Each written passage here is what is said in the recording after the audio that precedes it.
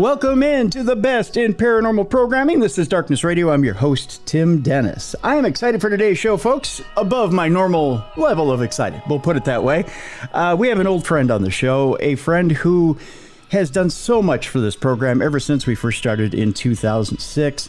And I don't want to give this a level of familiarity. I actually want to give this the respect and the gravitas that it deserves.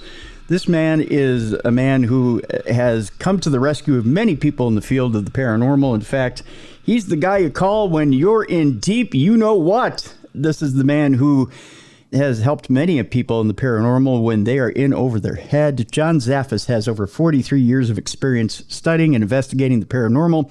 He has had the opportunity to work for and with his aunt and uncle. You know them as well, Ed and Lorraine Warren. This sent John looking beyond for ghosts and hauntings and into studying demonology under the Warrens, and led John into involvement with cases of possession and exorcism, which has given him the opportunity to work with prominent exorcists in his field, including Roman Catholic priests, monks, Buddhists, rabbis, and ministers. John has assisted and worked with well-known exorcists Bishop Robert McKenna, Father Malachi Martin, and the Reverend June. His research has taken him throughout the United States, Canada, England, and Scotland, covering several thousands of cases. He has had a long and storied career. You've seen him on sci-fi television series Haunted Collector, Discovery Channel documentaries Haunting in Connecticut, and Little Lost Souls. You've seen him on TV shows such as Ghost Hunters, and seen him all over the world, everywhere. I don't think you could see John Zaffis and not know who the man is, to be honest with you. And he has many, many books out there, one of which we're going to talk about today. It's a brand new book, Walking Between the Realms, written with Reverend Larry and Debbie Elward. And we're going to bring him into the program now, ladies and gentlemen. Let's welcome into Darkness Radio, John Zaffis. Hi, John. Hey, buddy. How you doing? So well, and so good to have you on the program. And I got to tell you, every time I see you on the road, you're one of my favorite people to see. So I'm so glad to see you here on the show. Thank you. And just because I have embarrassing pictures of you on every one of my mobility devices means nothing. It means absolutely nothing. It's just my own thing to make me smile. So there you go. I got to tell you, John, again, I say this with, and even though I joke around, I say this with all the gravitas it deserves. You are, I think, one of the most prominent, if not the prominent person in the paranormal right now. And I wonder if you realize the weight that carries. Do you realize, first of all, this is the first question I want to ask. Do you realize the weight or think about the weight you carry in the field? No, because I don't ever look at anything from that type of a perspective. I just never really have. Anytime you see me at the conventions, I run all over the place. I'm talking to everybody. I mean, intermingling. I'm just as excited as you are or anybody else is to see somebody new at a convention that we might see on TV or, got involved with something. So I just don't really look at myself from that perspective. I'm just Johnny.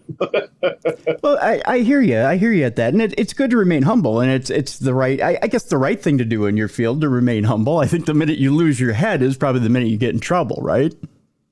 Big time. Yeah. I think we've seen that with a lot of folks, no matter what field it is or what people get involved with. Once you start putting yourself up on that higher level, people start to notice that, and it affects you and affects everything about you, I think. If I could, we were just out at Michigan Paracon this past week. And by the way, big ups to Brad Blair and Tim Ellis for putting on a spectacular program. Big kudos to them. The weather tried to screw us up. I know that much. It really tried to get in the way. But besides that, with all that was thrown at them, they put on an excellent program yet again this year. You and Chip Coffey, along with Aaron Sagers, put on a wonderful program having to do with the history of Ed and Lorraine Warren and the Warrens. For those who, and there were a lot of people who weren't able to get out and see the program. Can you tell people what exactly went into the program and why was that done this year at this particular Paracon? Okay, because we've been trying. Chip really wanted to do that for the past 3 years since Lorraine had passed away, and each year we go to do it, something else comes up, or it wasn't just lining up right. Hmm. And this year it pulled together because Chip and I were talking earlier on, and he goes, "I still would like to do that." And I said, "Well, let's talk to Tim and Brent and the guys to see if they want to do it." I mean, it's not something that would ever go out of style or anything as far as doing a tribute to those two. So he got it together and got it lined up. Talked to Aaron, and Aaron was like thrilled to death to be able to do it. Yeah. And it was very random. And Chip talked about all his experiences with filming with Lorraine, and getting to know her, going out to eat with her, and things of that nature, and everything. So then with me just adding my tidbits of being around them for all the years I was around them, the combination came up pretty good, and it pulled together very, very good because Aaron kept saying, "Geez, we got a whole hour to fill," and I jokingly had said to him, I go, "Don't worry about that." I said, "Between the both of us with stories," I said, "we could definitely fill the time in with no problem." When we walked off, Aaron looked, he goes, "That went by way too quick." He goes, "I didn't even have a chance to ask half the questions I wanted to ask." Oh, I bet. Yeah, so it worked out good. It worked out very, very good. I got to think, as someone who not only works with but grows up with both Ed and Lorraine, your experiences compared to Chip's experiences have to be night and day. What was the most glaring difference between your experiences and his experiences with Lorraine?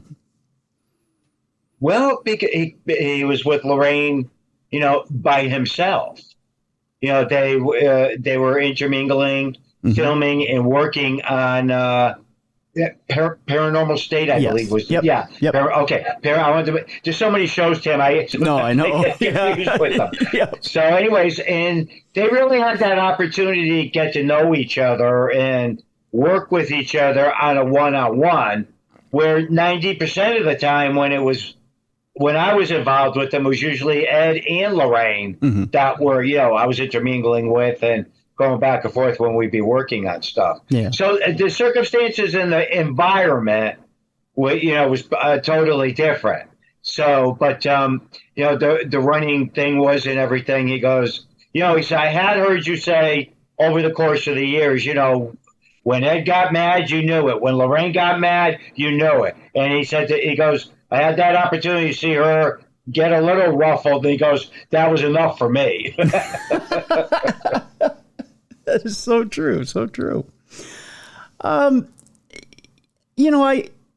do have to ask you this too. What was that piece of information, that one piece of information, maybe from both, that you gleaned from both that to this day sticks with you, even today when you go into an investigation? That's that key bit of advice that you pull out the moment you walk into something. When doing investigations or anything, is to keep that open mind and to really dig in, try to find out what's happening, what could be the sources. Is it something supernatural or is it something natural? Again, that is something to this day I still use in my environment. And when evaluating something and trying to figure out something, and that basically came from them, because I will never jump quick and fast to evaluate a case until you get all the information, you try to figure things out, talk to other people and stuff like that. To me, that was a very key thing, because I see today a lot of times when people jump in right away, there's demons. It's very hard to come to conclusions like that with being in a house within a few minutes. I mean, unless you got the furniture flying around and you really got some major type stuff going on, then okay, I would look at that differently. Right. But that's far and few in between that happens. Right. I noticed too throughout watching Haunted Collector, the first thing when you come into a room really is your calm, collected presence. You seem to be a centering presence. It's not something where you even come in and are are stirring things up really with questions. It seems like the first thing you do is you come in and you try to make sure that the client is centered. Does that seem fair? Is that something that you're trying to do right away? Yeah, I would say so. Yeah. I mean, even with the TV show and everything like that, it was still the fact of wanting to know the environment, wanting to know the people, wanting to know everything that was going on, why it was happening, what the concerns were, what were they looking for. You know, these are all things regardless. And when we started filming, I brought that with me. And again, too, it's funny you're even asking that, because that would get brought up many times when a lot of the different executives and things were viewing, the episodes, and they said, we love John's approach. Nobody else has that type of, demeanor or way of entering in to go investigate. Mm-hmm. And, everybody everybody from the production would say, but that's John. That's the way he is. Yeah. So again, it worked out to my benefit to just be John and not part of it. Well, it's one thing that I guess if you watch now, or if you're watching the different shows now, it seems like there is I don't want to say there's a lack of control, because no one's walking in going, and stirring things up when they go into an investigation. But it doesn't seem like there's a firm hand, other than Jason Hawes. I'll give him, Jason is the only other investigator I see that comes in and there's a firm hand on the investigation. But the rest seem like, what's a good way to put this, John? I don't want to offend anybody, because this isn't meant as an offensive remark, but it just seems like they're just launching into it. We're just getting into it. Let's get into the case. Let's go. And it seems like it's a TV thing. It's a pacing thing, It's a TV thing now, Tim. Yeah. Again, they want that excitement. They want everything up front. They want it going 1, 2, 3 quick. So again, yes.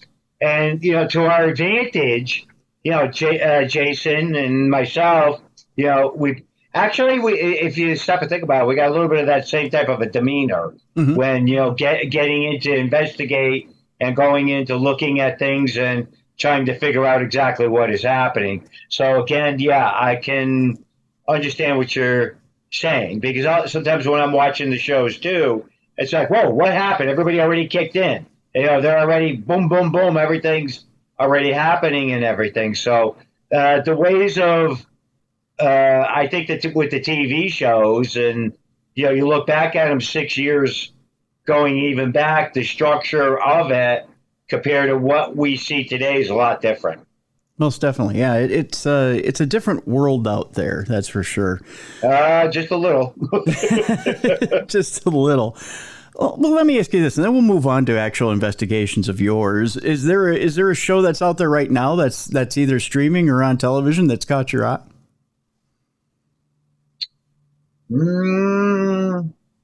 Not anything in particular, Tim. Okay. I watch a lot of different things. Mm-hmm. To be honest with you, I deal so much with the paranormal. I don't necessarily watch paranormal, TV shows. I just don't. I like, mysteries. I like, a history. Believe it or not, and to be honest with you, I think the one thing that I'll watch more than anything, and it's not really part of our genre, is Josh Gates. I love Josh Gates. Yeah. Anything that guy does is so good and so well done that I could just sit and watch his shows. It's just, the way he does them and everything. So yeah. And every once in a while, too, he'll do something, and I'll send him a quick text, and I'll go, oh, man, I wish I was there with you.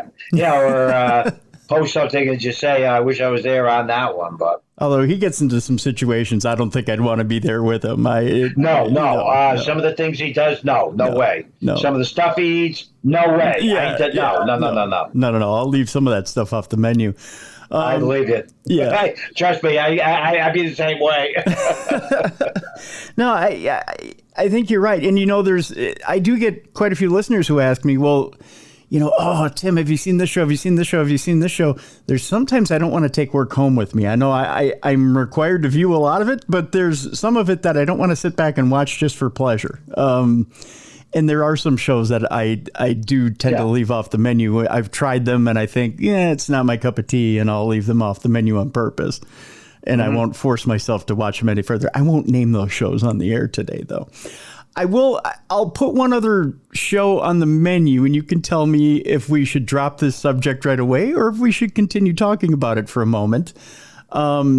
There was a show out there on the summer menu on travel. It was the Legion of Exorcists.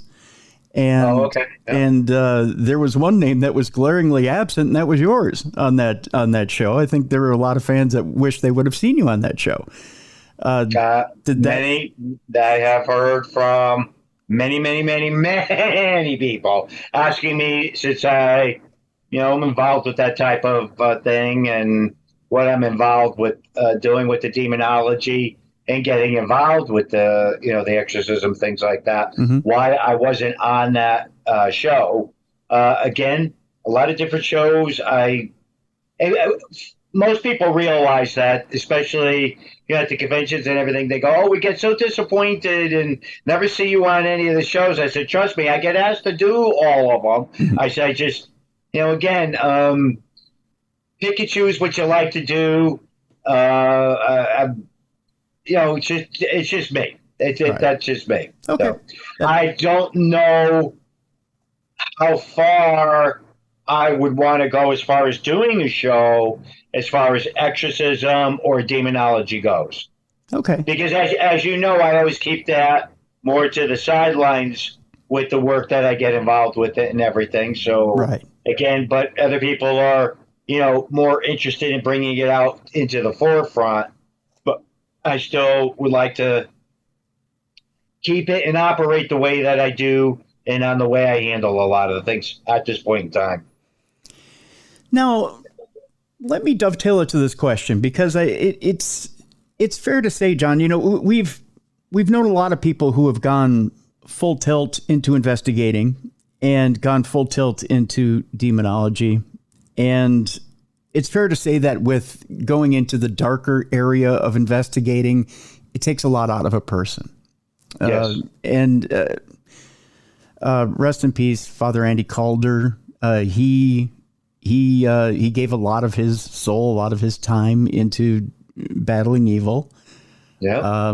And had diabetes. And unfortunately, he passed at a young age.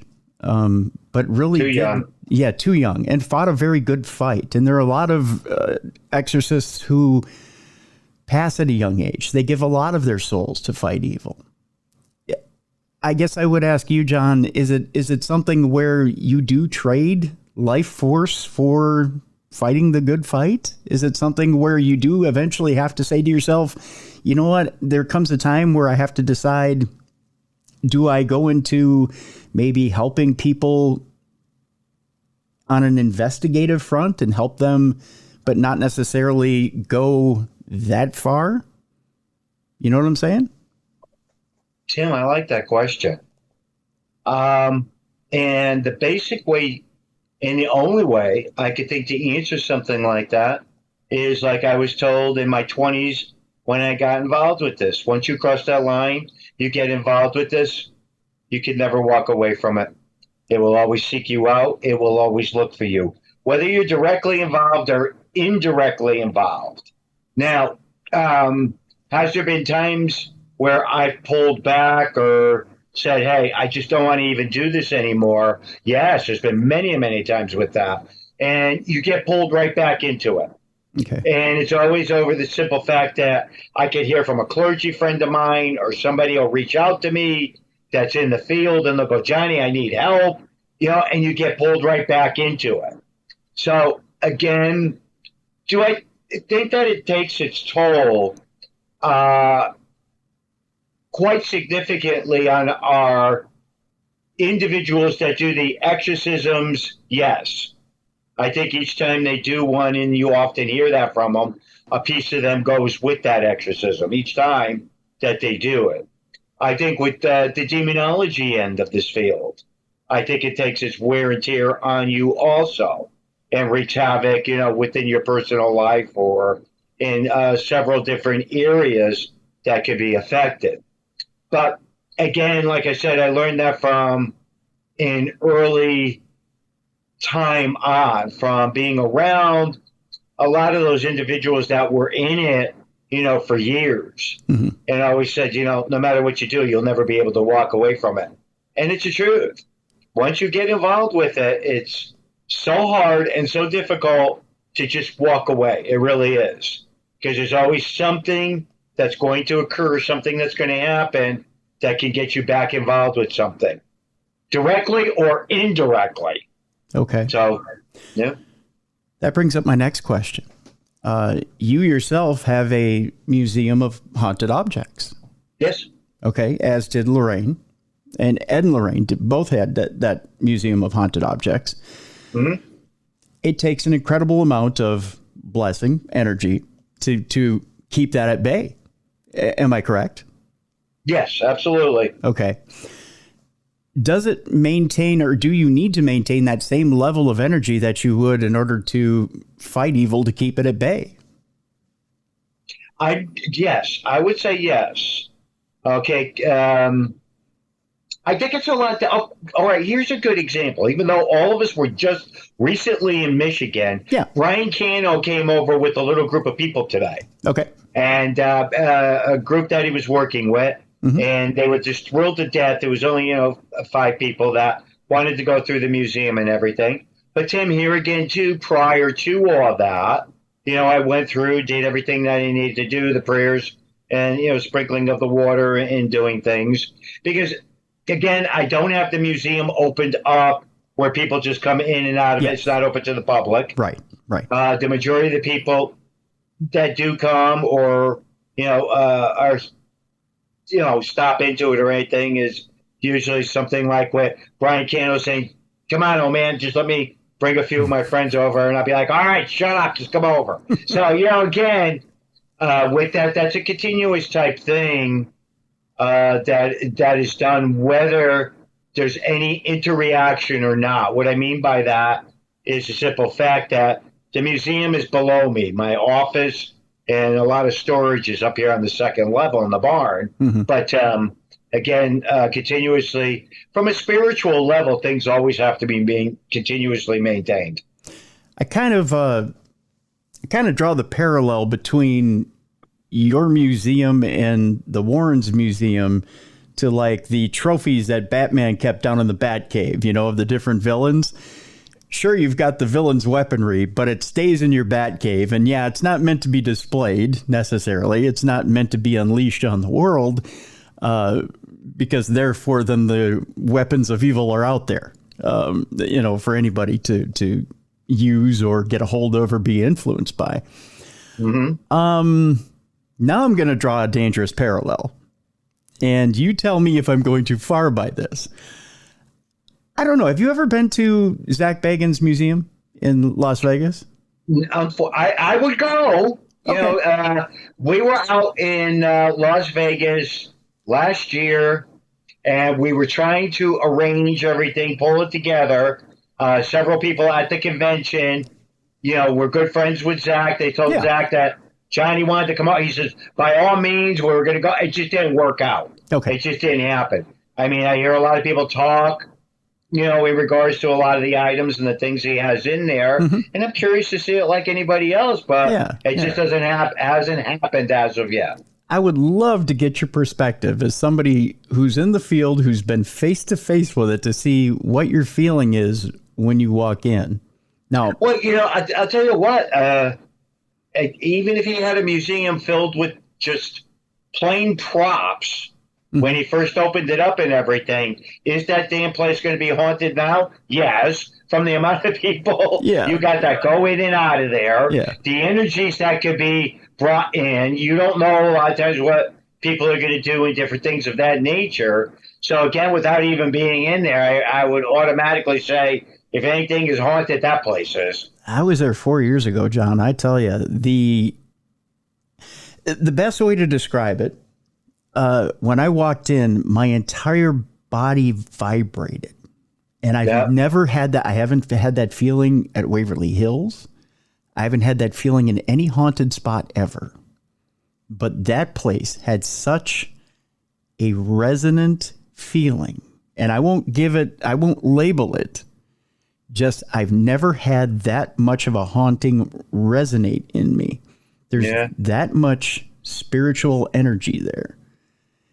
And it didn't feel good. Well, that's not going to surprise me. I mean, it's a known fact. He's got a lot of different items in there that he just collects, that came from very, very dark situations. Yeah. So you get that collective of energy together, you're going to have that, regardless of anything. So, again, none of that surprises me, and I don't have to walk in there to basically be able to say something like that. Yeah. But I haven't met too many people that haven't had some type of feeling or experience or something, just walking through that museum. Right. Not saying that people shouldn't go. I mean, I highly recommend it to people who want to see it, because it has got some impressive stuff in there. There's some impressive stuff. Well, it's the number one attraction in Las Vegas, dude. That's right. Yeah. And there's a reason for it. It is impressive. That's for sure. Yeah. That's for sure. When we come back, we'll take our break here, John. When we come back, I want to jump into the book here, Walking Between the Realms, and I want to talk a little bit about your relationship with Reverend Larry and Debbie Elward. I want to talk a little bit about the dynamic between you, how you first met, and great, how it works, and how the investigative trio works, and maybe even a few of the different cases that you've been on. We'll talk about that. The book is out right now. It's called Walking Between the Realms. It's written by our guest, John Zaffis, and Reverend Larry and Debbie Elward. When we come back, more about Walking Between the Realms with our guest, John Zaffis. We have a link right now in the description of this program. Get a copy of it while you can. When we come back, more with John Zaffis here on The Best in Paranormal Programming. This is Darkness Radio.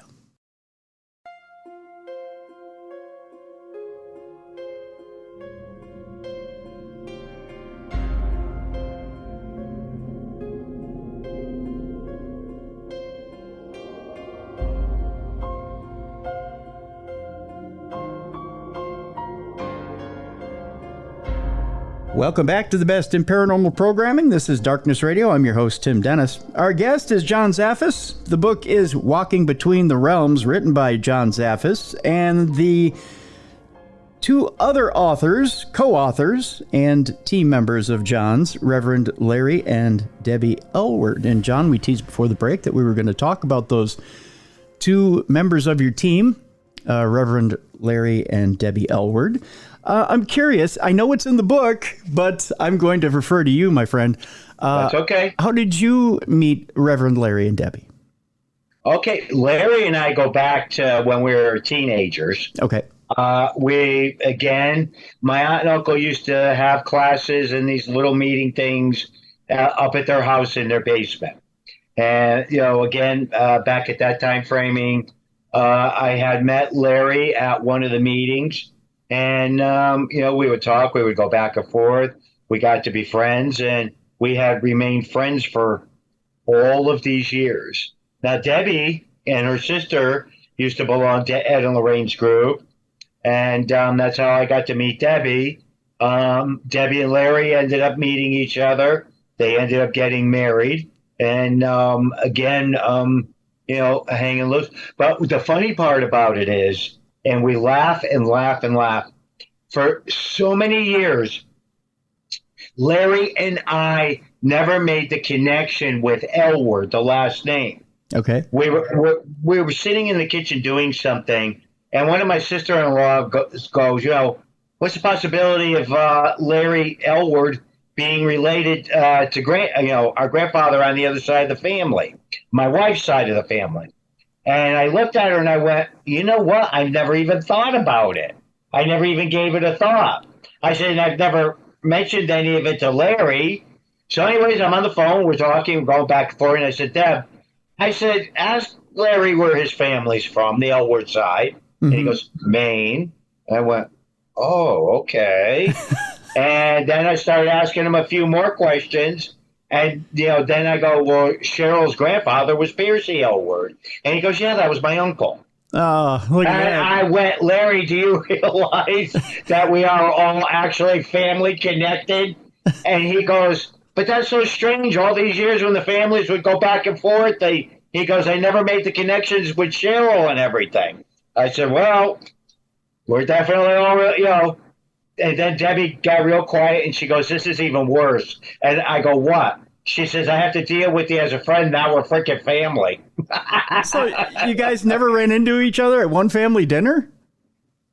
There wasn't too many of them down here. Okay. Okay. Most of the family was all up in Maine. Oh, all right.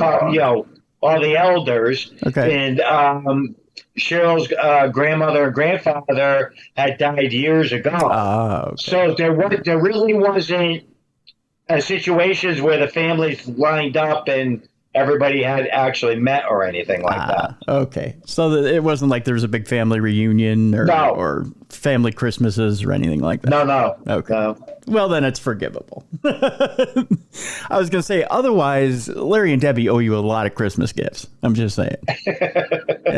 You need to start. No, it's good because, again, too, it's, three friendships that are just, they're cemented no matter what happens. Yeah. Yeah. We argue, we fight, nothing big. 2 seconds later, we're talking. And again, the three of us have always supported and had each other's backs. Mm-hmm. And it's just always been that way.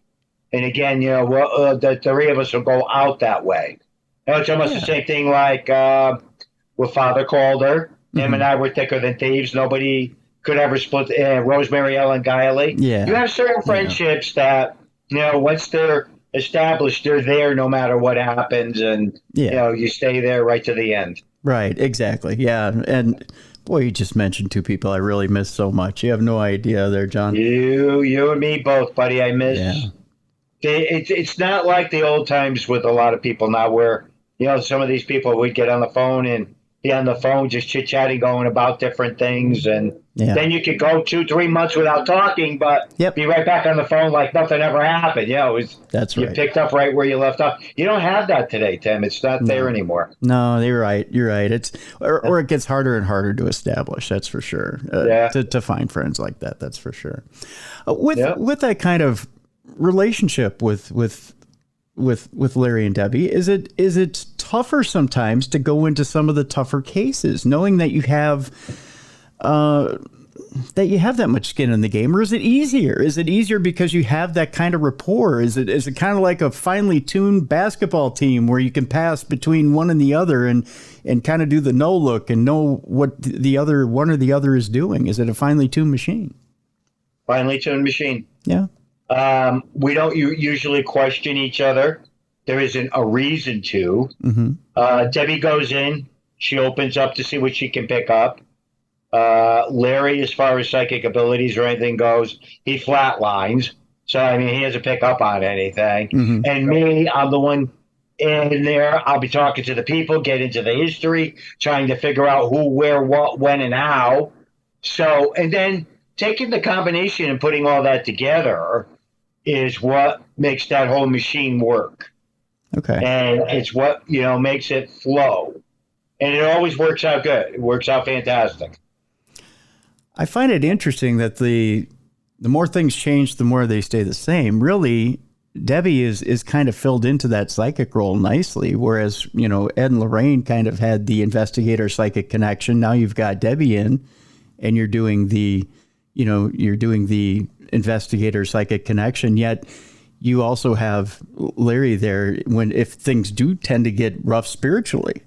I find that fascinating. That's something that a lot of investigative teams try to establish but don't have.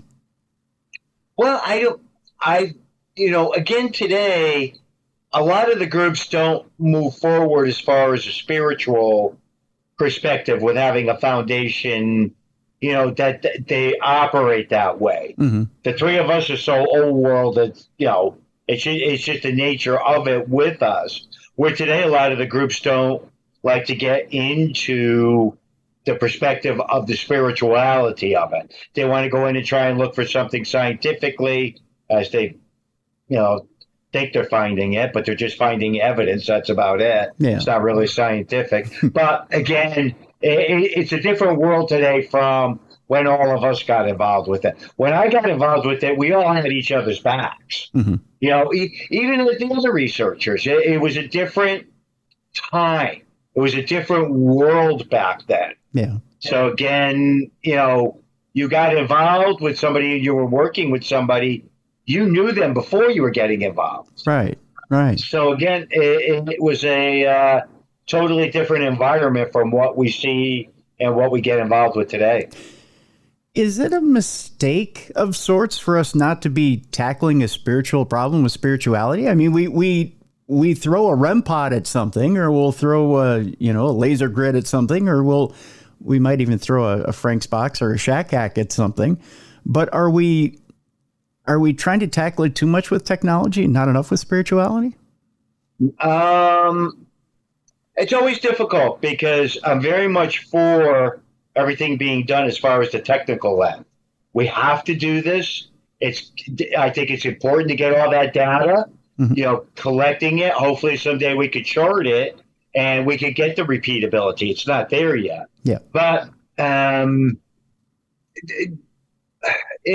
looking at it from my perspective, I mean, that's the way I operate. From a spiritual perspective more than anything else. Because that's what our field's based off of, spirituality. Mm-hmm.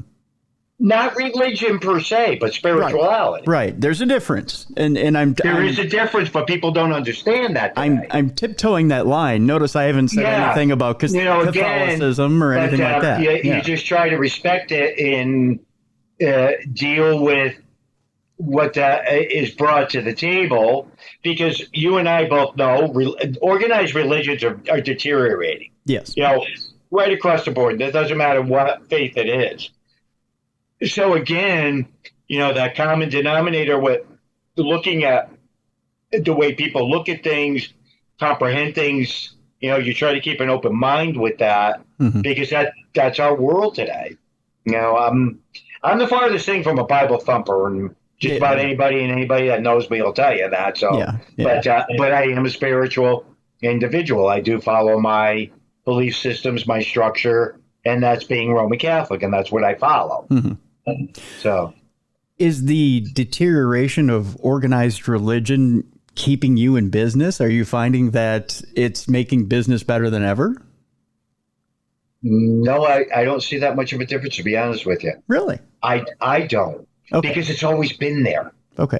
I've always dealt with this, where people will talk about they don't go to synagogue, they don't go to church, they don't practice, they don't get involved with anything, but yet they believe in God, and they believe in the basics of certain things. Thus, that still gives you something to work with.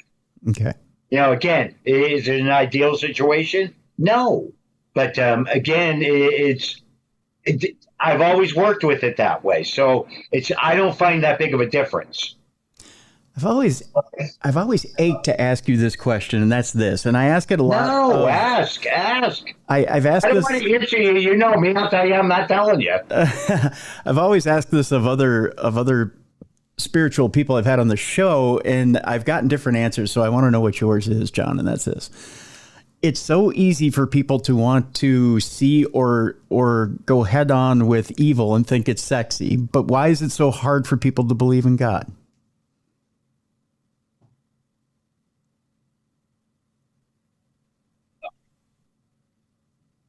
Wow. All right. Ask that again. Okay. It's so easy for people to embrace evil and see it as sexy. And it's so easy for people to see the demonic side of things. But why is it so hard for people to believe in God? I think it's the fact that if you really look at it, do you know what I hear from a lot of people a lot of time? What's that? If there's a God out there, why do the things happen that happen on the earth? Why is there wars? Why do people kill each other? Why is there cancer? Why is there this? Why is that? And when they embrace and look at anything from a negative perspective, it's more accepted because the negative part of all that is accepted a lot more easily than it would be on a positive level, if that makes any sense to you. But again, when I look at it, I've seen people do this continuously and embrace it, on a negative level, one way in comparison to looking at it as why, if we have this, why does our God let us all this happen to people? See, I see that question as a lazy question. Why does God let that happen to people? I see it as a lazy question. I see it as I don't want to accept challenges. Because as you know, as being Roman Catholic, you know that only through strife, only through challenges can your soul grow. So if I don't, let's take little old Timmy here, for example. If Timmy doesn't have heart problems or doesn't have a Charcot foot, Timmy never learns how to get over the hump and get to the next problem, or learn how to eat properly, or learn how to take care of his body, or learn how to do other things. If I never encounter a difficult personality, I never learn how to overcome that difficult personality and maybe learn how to deal with a person similar to that down the road. There's different reasons for that. And if you don't accept challenges, then you never learn how to overcome that challenge. Well, I agree on the fact of it. But the way I differential as far as certain things go, I think we have a choice, and we make those choices. Yes, you have free will. Thus, yeah. Regardless of a lot of circumstances and a lot of different things, it's our free will. If we choose to get involved with something or do something, and, then we have to pay the consequences.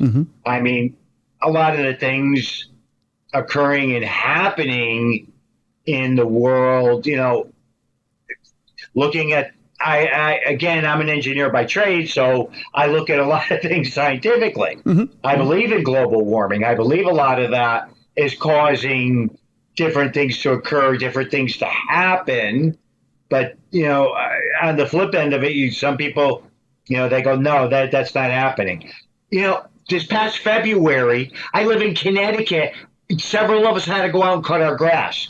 Who does that in February in New England? You don't usually have to cut your grass. Yeah. Okay. So something's happening out there that, is, again, just bizarre and crazy that the things that are occurring and happening from, global warming that is affecting a lot of things. And again, it's the nature of it. Yeah. And it's consequence of free will. We have free will to do what we wish to do. Yeah. Yeah. And that's a gift. That's a gift of God. God gave you free will.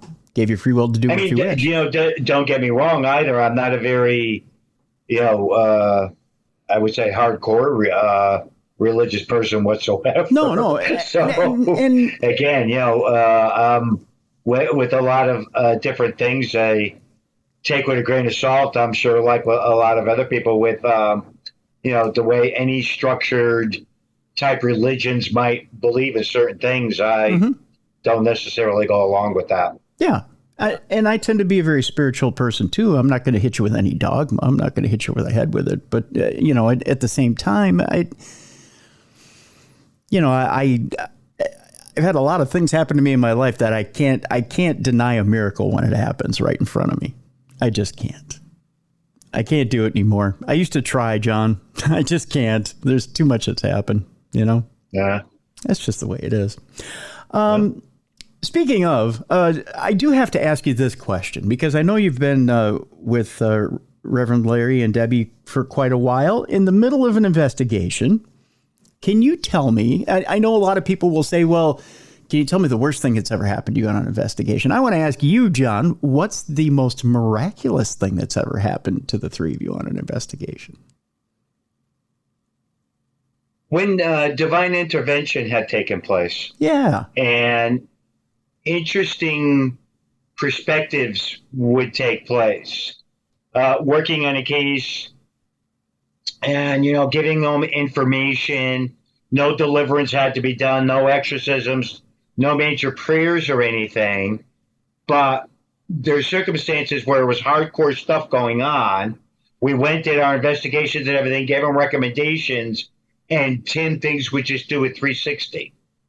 And again, can I attribute some of that to the way people think, the way people handle things? Good possibility.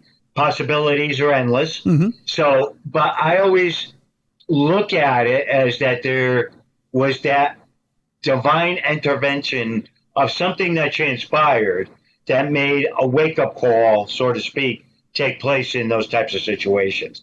They're far and few in between, but they do happen. Yeah. They do happen. I know in the book you've mentioned, and it's been mentioned in the book, and I've heard you say it before when you've spoke at different places, that your uncle has come through especially in like a shack hack situation or a spirit box situation. Is he active with you on different investigations, or can you call on him if you need to? Jimmy, I never call on him. Okay. I never ask him to come forth. I never ask. Well, actually, I never ask, anybody I know that's deceased to ever come forth. Okay. I have, very well, you know what? I shouldn't say it like that, because every once in a while, I'll be joking around or something, and I'll say, Ed, you're around? I don't hear you tonight. Just in a situation like that. Yeah, but there are just times where, they'll come through and just start giving so much information. But what's interesting about it is the amount of people that have witnessed it and the people that have experienced it. That's what I pay more attention to than anything else, because they're the witness to it. Okay. And people will often say to me at the end of something, they'll go, but John, you're arguing with your telephone. I go, no, I'm not. It's them. And they're here. And, and we'll be arguing back and forth. And it's just amazing the way that it happens and the way it goes. It doesn't happen all the time, but it happens quite often. And people witness it and people see it. And like I said, they'll come up to me afterwards and they go, if I didn't know their voices, I would never believe that was them. I go, no, it's them. They're still hanging around. I said, they're bigger in death now than they were in life, and they just want to make sure everybody still knows they're around.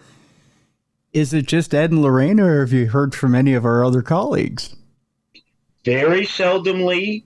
I've never heard from Rosemary. Oh, that's too bad. Yeah, a lot of mutual friends have. Really? Andy, I would say a couple of times he came through. Really? And had communicated. Okay. But and there's a couple of priests that I had worked with over the years. Once in a while, they'll come through, and I know it's them because they'll make their presence very well known. That is awesome. Very awesome.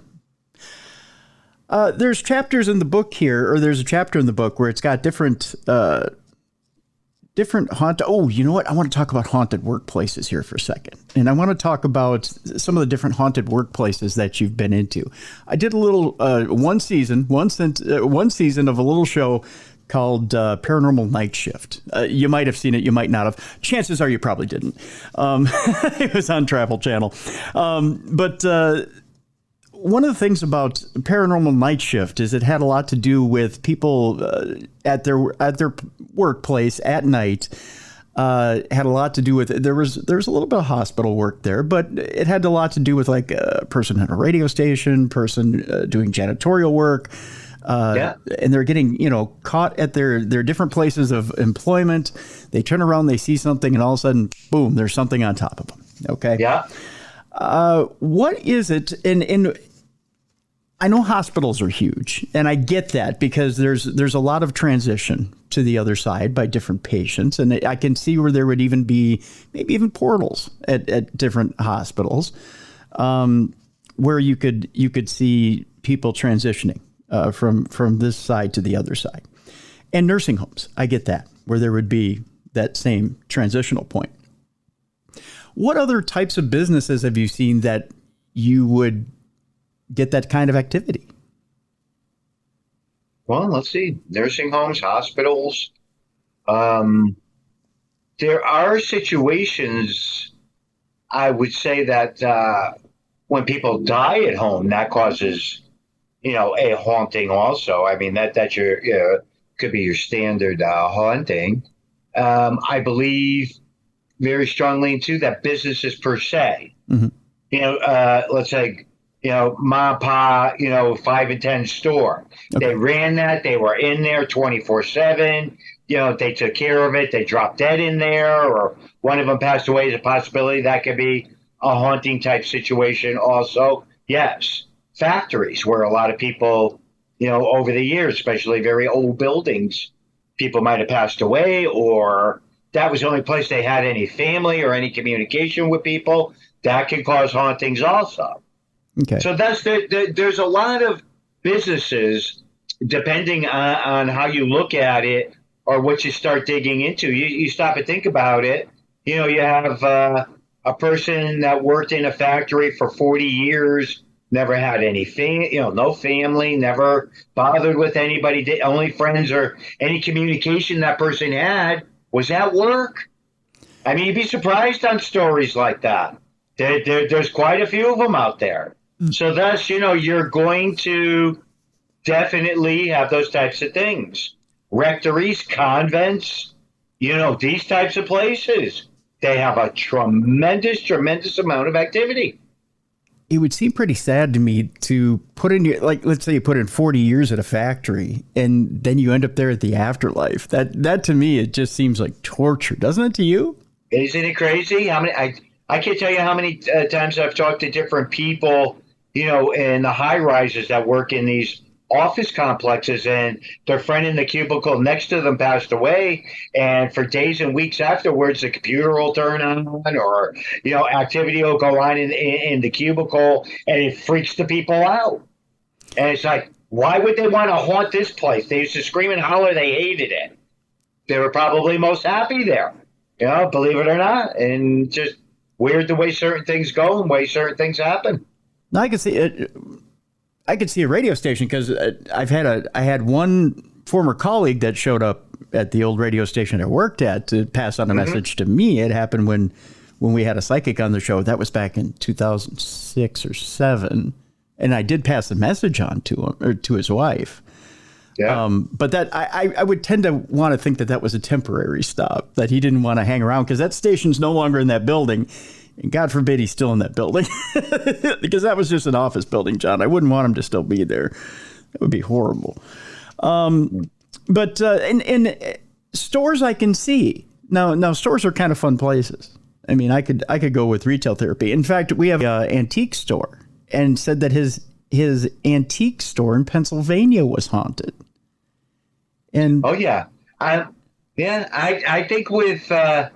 I think there isn't, again, because a lot of people freak out over all that, and they collect antiques and everything, and they'll tell me, I've never had any activity. I go, I don't think most antiques are haunted. I really don't. No. But again, you have those circumstances, especially. I don't know anybody that hasn't gone into antique store or an antique mall, and say, oh, it feels so heavy, or I feel like there's something around. Yeah, with thousands of items in there, you're going to pick up on something, and something is going to cause some type of, activity to occur in those places. So that doesn't surprise me, but it doesn't mean everything within that antique mall is haunted.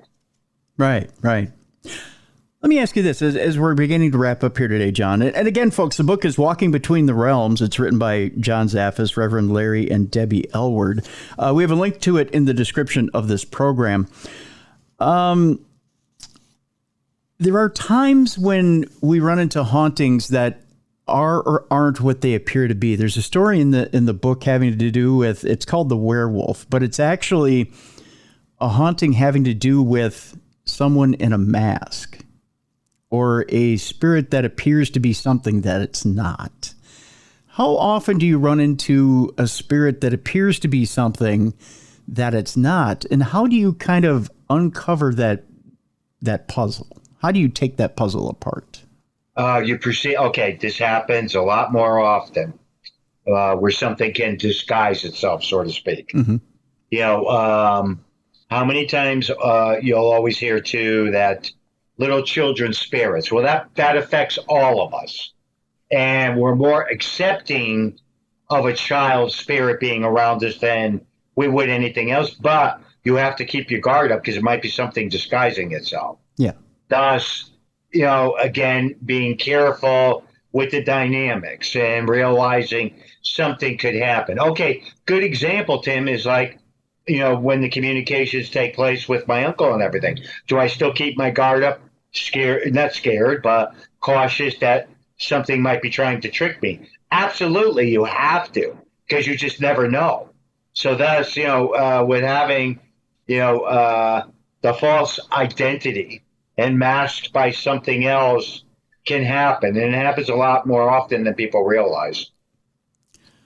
Is there like a safe word or something that you have in order to keep that identity pure? Like I don't expect you to say it or anything, John, but is there a way that you know if it's pure or not? But on your end? Again, and you're investigating mode or being involved with cases, you take your time and you just say, okay, something's not adding up right. Now, if you were going strictly from a perspective of religion or anything, you could do with what we're basically would call provoking or, checking to see exactly whether you're dealing with something on a negative level or, on a positive level. So there's a few ways to check to see if there's something occurring and happening that's just not sitting right. Okay. One of the things I like about the book is in the back, people have some pretty standard questions. They have standard questions about demonology, which you've answered in the back of this book. There's standard questions also for Reverend Larry about exorcisms, which he's answered. And then Debbie has some questions about some psychic questions, which she's answered, which are general questions, which we all have the basic questions that we ask, which I'm not asking you here. I'm leaving that for them. And there's really some really cool things in this book that again, I'm encouraging people to go out and get the book so that they can check this out for themselves. There, like I said, there are some mentions of and pictures and descriptions of some of the haunted things or haunted artifacts that are in the museum. Yeah. One of the more powerful ones, John, is the 9/11 cross. Yes.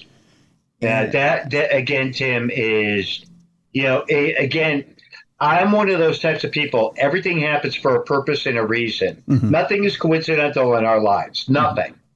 Way back when everything happened, we're only 45 minutes away. We were out in Long Island doing an investigation. We were coming back. Everybody wanted to stop.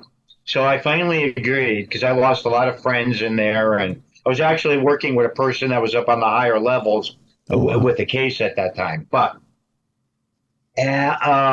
so we all stopped. And the only thing I was interested in was taking a picture of the memorial in the background. And it was that cross section thing that they had up before they put the buildings and everything up. So, I didn't think too much of it. And a few years later, a gentleman is going back and forth with another mutual friend and everything. And his partner had a business up on one of the upper levels that was killed. And I didn't know, back in the time framing, all the spouses and everything were presented with pieces of metal from the building. And the piece of metal he had received was in the shape of a cross. Wow. So, he brought it home. He, had put it downstairs. And he felt that every time he went down into the basement of their home together, that he would hear people screaming and yelling.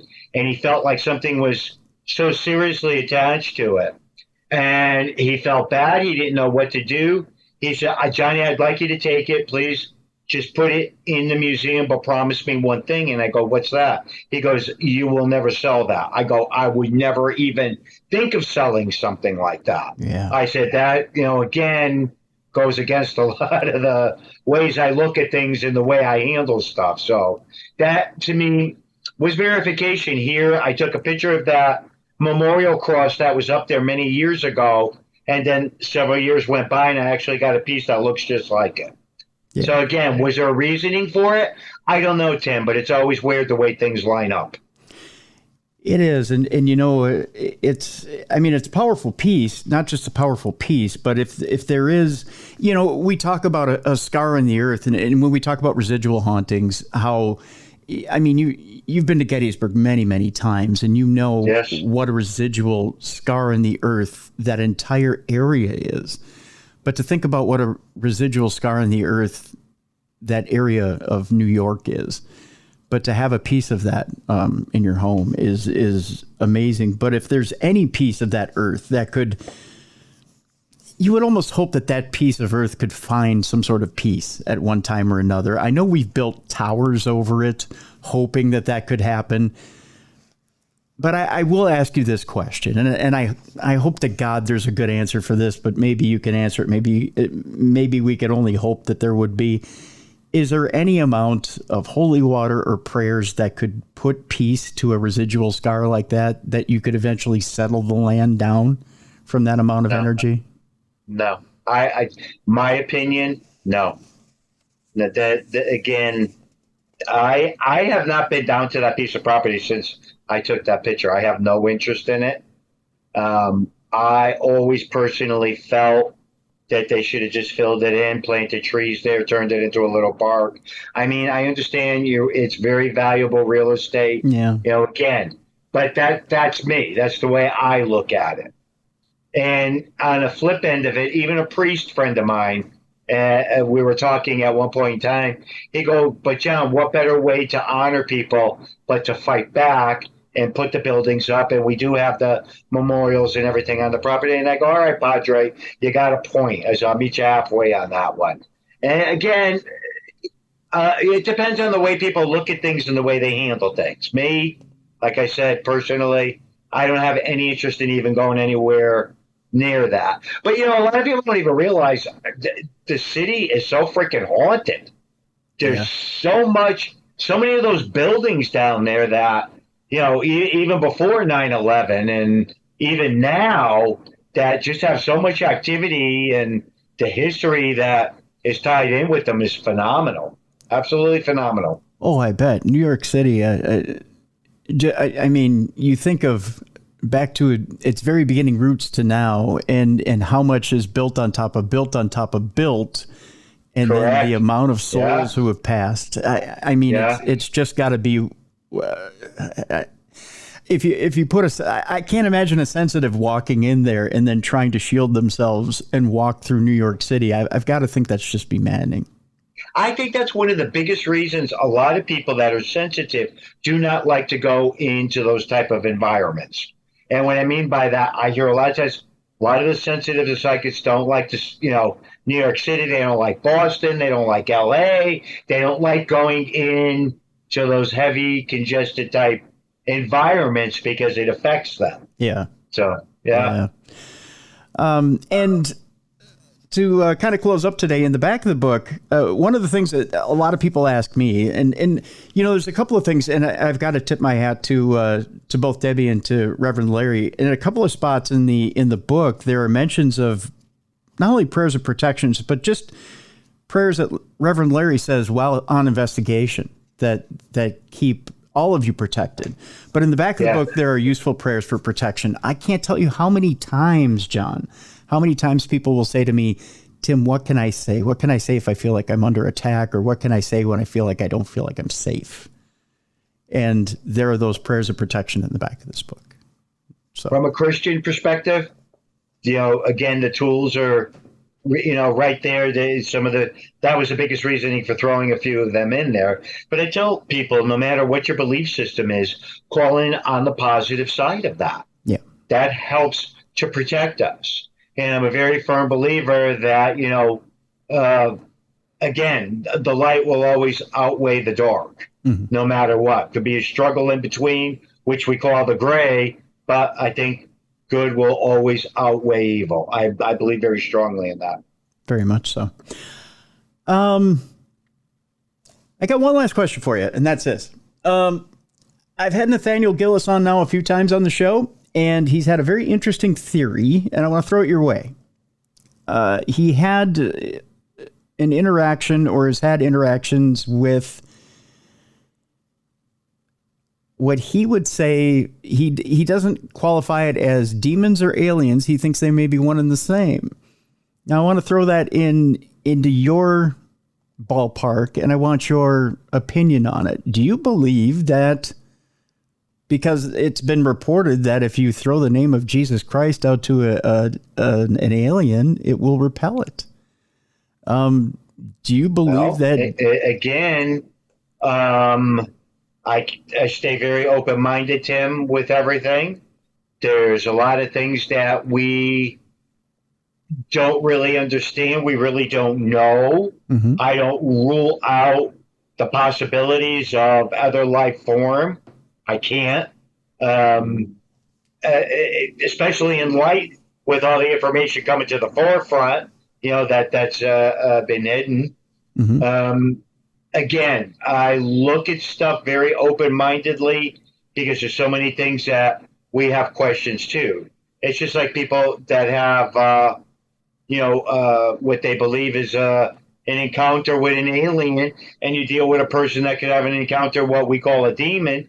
The similarities could be almost identical.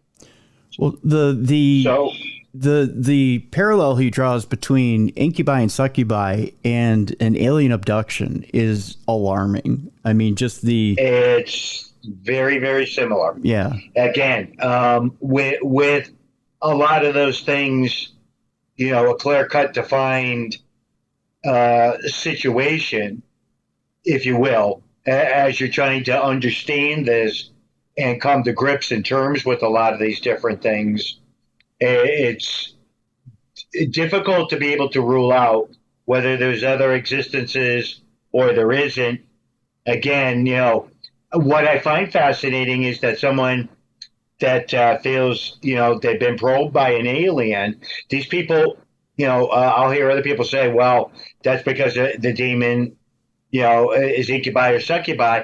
And I go, but these aren't even religious people we're talking about. Right. So therefore, how can you come to that conclusion? You can't. But like I said, we just have to keep an open mind with trying to comprehend and understand some of it.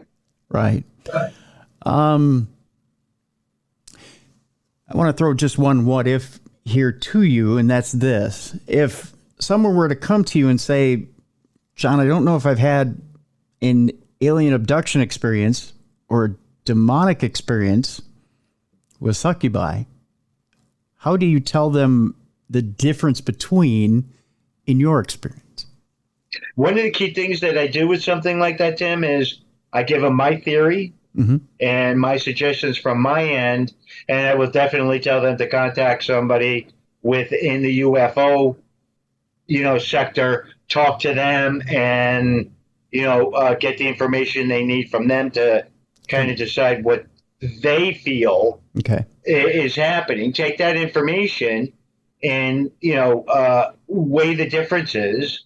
And then again, too, it could depend on whether the person is a person that is a spiritual person in belief or a non-belief person. So it's a difficult thing, but I always find it best to give them that option and tell them to research and dig in even farther.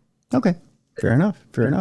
Name of the book is Walking Between the Realms. Our guest, John Zaffis, is one of the co-authors, along with Reverend Larry and Debbie Elward. We have a link in the description of this program. John, I want to thank you so much for being with us. Well, thanks for having me on, buddy. Thank you. Want to thank John Zaffis for being on the program today. Again, absolutely my pleasure to have John on the program today. And again, to sit in with us, to share some of his knowledge with us, to go through all those years of experience talking about the paranormal and what he's forgotten about the paranormal. Most of us don't know about the paranormal, but to have that skill set with us today has been our absolute pleasure and honor. So thank you, John, for being with us once again here on this program. Folks, I can't tell you again how much it is my pleasure to have you with us on a week-to-week basis. And yes, that's my smoke detector that's finally decided to make an appearance here on the show. I don't know why now, but it is. It's decided the battery's going to give up the ghost. So forgive me here as we wrap up the program and it decides to make a cameo. Again, folks, I thank you so much for joining us here week after week on the program and continuing to be such great listeners and patrons of the program. I also want to remind you to be sure to visit our sponsors. Our sponsors put their money where their mouth is and help make this program free for all of us. And again, without these sponsors, I don't know where we'd be with the program. So again, make sure that you patronize our sponsors. Our sponsor for this week is Factor Meals. Stick to your wellness goals with premium ready-to-eat meals from Factor. They are delicious meals, by the way, and they make incredible smoothies if you haven't tried those as well. Head to factormeals.com/darkness50. Use that code darkness50 at checkout. Get 50% off your order. Try them today. They're great meals, by the way. Check them out. Also, folks, the weekend, the last blast of summer, that GD smoke detector. I'm going to get that battery fixed before Tuesday. Next Tuesday, I'll tell you that. So nothing horrible happens to me here in my studio. Be sure to check your smoke detectors this weekend, by the way, too. A little tip from me to you. This weekend, last blast of summer, we have Labor Day coming up. The long weekend coming up. Make sure that you take a little time out for yourself. I'm going to hit the Minnesota State Fair, the Great Minnesota Get Together. I don't know why anybody in this market can't say the slogan. It's easy. The Great Minnesota Get Together. They call it the Great Get Together of Minnesota. They call it all kinds of different things. It's the Great Minnesota Get Together. It's real easy to say, folks. GMGT. I don't know why our media can't get it straight. I don't know. It's because if I've lived here all my life, they can't get it straight. I'm going to go check that out this weekend. Have a little fun. But again, because we've got such hot weather blowing through the nation, it's an unusual weather pattern. Make sure you check in on your neighbors this weekend, especially the elderly and the infirm. We've only got a couple more weekends of this hot weather, and then we can get down to having some fall fun. So, just make sure that those neighbors and relatives are safe, especially the elderly and infirm. Appreciate it. Your friends here at Darkness Radio appreciate you for that. Bruiser is off next week. He is headed to New Orleans for a little bit of R&R with the family. It's a little bit of a working vacation, though. He's going to take some haunted trips with the family, and he'll report in the week after and let us know a little bit about what he did in haunted New Orleans. So that'll be fun. In the meantime, Mally Fox will be in next week, and I'm looking forward to that. So we'll see Ms. Mally Fox next week. So that'll be fun. So for Beer City Bruiser, for Mally Fox, for Jessica Freeberg, I'm Tim Dennis. Thank you so much for continuing to be a great listener of this program. We love you, we appreciate you, and we will see you next week on the best in paranormal programming. This is Darkness Radio.